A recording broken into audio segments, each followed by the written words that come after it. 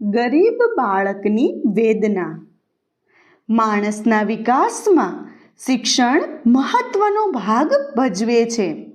જૂના જમાનામાં માણસ જ્યારે અશિક્ષિત હતો ત્યારે તેનો વિકાસ પણ ખૂબ ઓછો હતો. પરંતુ જેમ જેમ સમય બદલાતો ગયો તેમ તેમ શિક્ષણનું મહત્વ વધતું ગયું.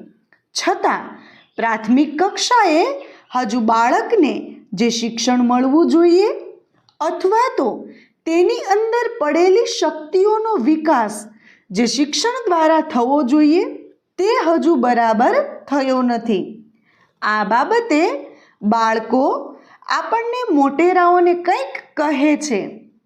તો ચાલો જાણીએ કે બાળકો આપણને શું કહેવા માગે છે. 1. મને ખીલવા દો. હું એક ખીલતા ફૂલની કળી સમાન છું. જો મને ખીલતા પહેલાં જ તોડી લેશો તો હું ફૂલ કેવી રીતે બનીશ? મારા ઉપર અમુક બાબતો લાદવી નહીં, પણ મને પોતાની રીતે ખીલવા દેવું જોઈએ. 2. મારામાં છે તે બહાર કાઢો. મારામાં તો પહેલેથી જ શક્તિઓ પડેલી છે. તેથી સાચું શિક્ષણ તો તેને કહેવાય કે જેના દ્વારા મારામાં પડેલી છુપી શક્તિઓ જાગૃત થાય. જ્યારે આજનું શિક્ષણ મને જ્ઞાની બનાવવાના પ્રયત્ન કરે છે, ખરેખર એ વ્યર્થ છે. શિક્ષણ દ્વારા મારા મગજમાં નકામી બાબતો નાખવાના પ્રયત્ન કરવામાં આવે છે, તે પણ વ્યર્થ છે. મારામાં પડેલી છુપી શક્તિઓને બહાર લાવવી એ જ સાચું શિક્ષણનું કાર્ય છે. જો આવી શક્તિઓ બહાર આવશે ને તો દેશને ઘણો ફાયદો થશે. તેમજ મને ગમતી વસ્તુ જો હું કરીશ ને તો સમૃદ્ધિના ઊંચા ઊંચા શિખરો સર કરીશ. 3. મને સ્વાવલંબી બનાવો. પ્રાથમિક શાળામાં મને શિક્ષણ આપવા ઉપરાંત હું જીવનમાં સ્વાવલંબી બનું તે માટેની સમજ પણ આપવી જોઈએ.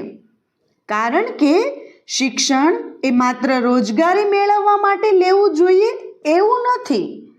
હું મોટો થઈને અન્ય ઉપર આધારિત ન રહેતા સ્વાવલંબી બનું તે ખૂબ જ જરૂરી છે. ભણતર ખાલી નોકરી મેળવવા માટે નથી, પરંતુ હું કંઈક કરી શકું જેનાથી હું પગ પર ઊભો થઈ શકું. 4. મારી સુગંધ પ્રસરવા દો. મારામાં છુપી શક્તિઓ રૂપી જે સુગંધ છે તેનો પ્રસાર કરવાનું કાર્ય શિક્ષણ દ્વારા જ થઈ શકશે. વળી પ્રાથમિક શિક્ષણ તો ઇમારતનો પાયો છે.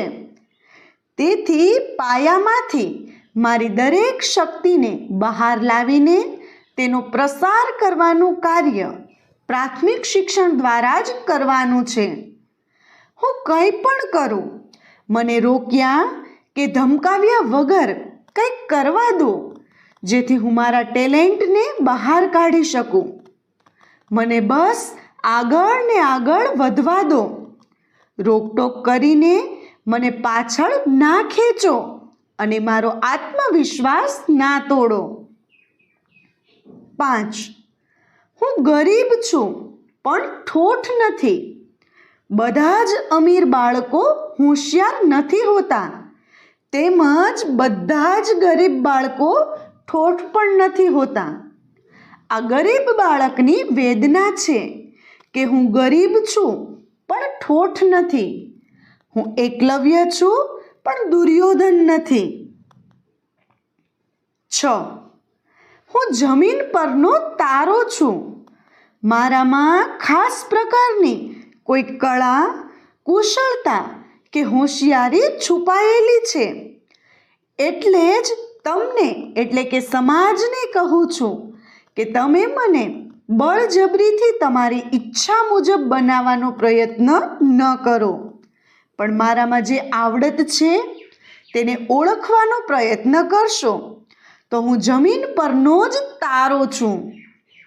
બાળકના મનને સમજો અને એની ઉંમરમાં એને જે કરવાની ઈચ્છા હોય એ કરવા દો. બાળકના બાળપણને પૂરી રીતે ખીલવા દો.